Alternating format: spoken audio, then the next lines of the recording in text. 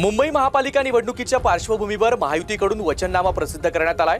मुख्यमंत्री देवेंद्र फडणवीस, उपमुख्यमंत्री एकनाथ शिंदे, केंद्रीय मंत्री रामदास आठवले यांच्या उपस्थितीत वचननामा जाहीर करण्यात आला। 2 लाख नागरिकांच्या सूचना लक्षात घेऊन हा वचननामा तयार करण्यात आलाय।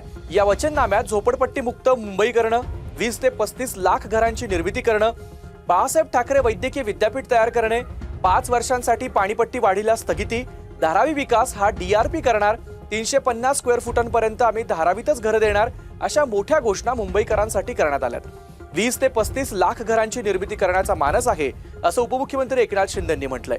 पंतप्रधान, गृहमंत्री तसंच देवेंद्र फडणवीस आणि माझ्यावर सातत्याने टीका होत आहे, परंतु मुंबई महाराष्ट्रापासून तोडणार असं कदापिही होणार नाही, असं शिंदे म्हणाले।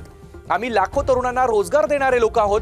बाळासाहेब ठाकरे जन्मशताब्दी वर्ष आम्ही महापालिकेची मदत घेऊन साजरं करणार आहोत।